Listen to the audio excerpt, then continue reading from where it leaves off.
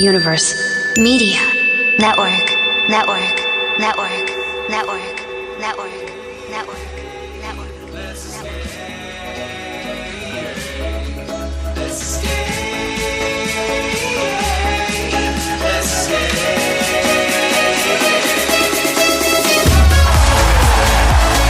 Welcome to the STL REI Girls Podcast, recorded live at Webster Groves Garden Cafe, 117 East Lockwood Avenue, Webster Groves, Missouri. I'm Melanie Claborn. I'm Sandra Holtmeyer. And we are here today talking with Tonya Winingar. But before we get started with Tonya, Sandra, what is up with you and your business this week? I'm so excited. I am looking for my next rehab. My project, my last one's under contract, and we're going to close in a couple of weeks, so I need another one. All right. Well, if you have a rehab for Sandra, give her a call. Yeah, always. Thank you. And I am so excited about this market. Market is excellent. I put one on the market on Sunday, a week ago Sunday. I got 4 contracts, and I'm just excited. We still have low inventory. So if you're putting a property out there after you've rehabbed it, it's a seller's market. So it's all great. Definitely. All right. We're going to be talking to Miss Tonya Winingar. And Tonya is a determined, driven person. And she's an agent with 3 doors in Keller Williams and is also a real estate investor who works in short sales with multiple property portfolios. I think Tonya has her finger in quite a few different things, and it's exciting to watch her fly. She started not too long ago. I think I had become a member of 3 Doors first, and then I saw you come in, and she just grabbed the bull by the horns and took off. And determined is a great way to describe her. She is excellent. So welcome, Tonya. Thanks for being on the show. Thanks for having me. I'm really nervous and really excited at the same time. So I'm like, oh my gosh, you're saying all these awesome things about me. I'm like, really? Is that me sitting here? That's yes, you. it is. That's why you're here. So tell us a little bit about yourself, about your personal life, what you do. Sometimes I feel like I've told everybody like what I do and kind of how I got started so many times. I feel like I'm boring everybody, but so I am a former social worker. I've been a social worker for over 20 years in the mental health field, and then I have a master's in counseling, and I am still a licensed professional counselor. Decided to get into real estate, and we are now 4 years later in real estate, 2 years being a serious investor. Oh my gosh, it's been a roller coaster. It's been a whirlwind. I'm so excited. That's fabulous. So say again, how long have you been in the real estate? So I bought my first income property, my first becoming an investor property in 2016. Okay. And that's not that long ago. I mean, No. It probably feels like some ways it is and some ways it's not. Yeah, 4 years. I'm like, oh my gosh. So a little bit, this is kind of one of those fun stories. I like to give myself birthday presents every year. And so, a couple of years, I bought myself a new car. It's really kind of fun to go birthday shopping. And one year, I decided I want to buy a house for my birthday. I need an income property. There you go. That's a good present for yourself. Yeah. My partner and I played cash flow for the first time, kind of like at home in the living room. And it's like, oh, wow, this is kind of really cool. We played it again, and I'm like, oh, Mama needs passive income. Mom's going to buy a house. and they looked at me and they're like, what? And I'm like, oh, honey, you have no idea. We're going to go buy a house and we're going to rent it out to somebody else. And that's what we're going to do. And they looked at me and said, okay, honey. And then for my birthday, I got my approval letter and bought a house. Hey, that's exciting. That's a good birthday present. I love it. Fabulous. You should do that every year. That's my goal. Right. I'm a little delayed this year. My birthday's next week. So I'm like, oh, how am I going to buy a house this year? Well, I bought 2 last year, so I guess I'm caught up for a minute. Okay. There you go. Working ahead. Good for you. Yeah. All right. Well, you just talked about the appeal of rental properties and income properties. Is that what appealed to you most about doing this, or what got you started and interested in real estate? So I had been presented with real estate probably since I was in my early 20s, just kind of doing the thing. I have always been for an introvert, I've always been a go-getter. And I thought I wanted to buy a house when I was in my early 20s. And so I looked around how do I buy a house? and these investors just like came out of the woodwork. I had no idea what they were or who they were at that time. And they said, hey, we've got these great properties. Go take a look at it. This one's going to need a full gut. You don't mind putting in some elbow grease, you know, some sweat equity. I've got all these properties. And I'm like, dude, my stepdad's been in construction his entire life. Like, I kind of know what I'm doing. Like, I can hang drywall like nobody's business. Yeah, I do the mudding and taping you're myself. the woman. I mean, I used to help my stepdad in construction, and, you know, I dated a guy that was in construction. So, I mean, like, it was nothing for me to spend a weekend mudding and taping a house and, you know, doing better than the professionals at it. I'm not, like, exalting that by any stretch of the imagination, but, you know, when you're not getting paid for it and you can take the time, you do a little bit better of a job. But I had no idea that that's what they were doing. And so when we played cash flow and that opportunity came up, you know, I bought a house in 2007 that I wanted to rehab, and I was like, I've got to do this, like, for real. 2016 came along. That's when I was seriously bitten by the bug, and I needed to get into real estate. I needed to get into the investing side, and how do I go about doing that? So buying my first rental property really opened that door, and I would like to call it even like a triple garage door. It really just opened that floodgate to be able to say, oh, that's what you do. So the light bulb like totally turned on, and I'm all like, let's go. Let's do it. And I'm dragging everybody in my family along with me. That's great. Yeah, that's great. Good. And how about your family? Are they supportive? Are they happy for you? Or are they like, are you having to drag them, like, literally? So, it's fun because it's kind of like a half and half mix, right? Okay. My partner, Gabriel, is an amazing person. And when I said, baby, we're buying a house, he's all like, great, go for it. And he went along house buying with me, and he's really into the passive income side of things, and so he's very supportive on that side. When we wanted to make this a career and do this part-time and be serious about it, that's when he stopped.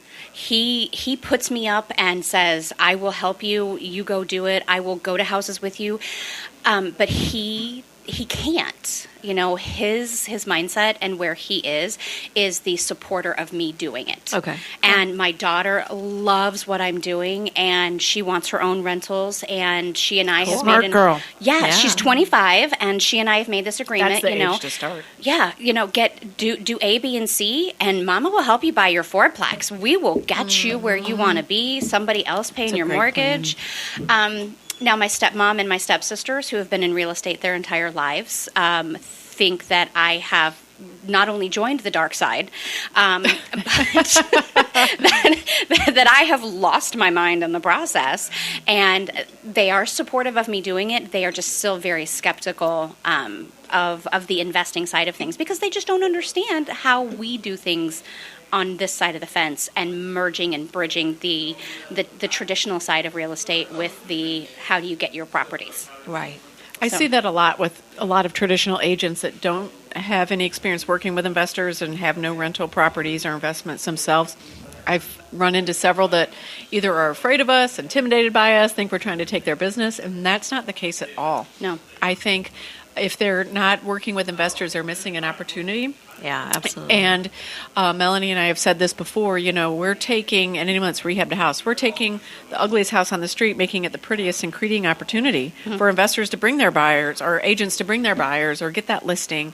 So there's lots of ways agents can partner with us. So I hope there's agents listening and are picking up some nuggets, because there's plenty of opportunity for all of us here. Everybody. I mean, So when I finally explained to my stepmom, and she was the first one to come around to really beginning to understand that, where do you go to recycle houses?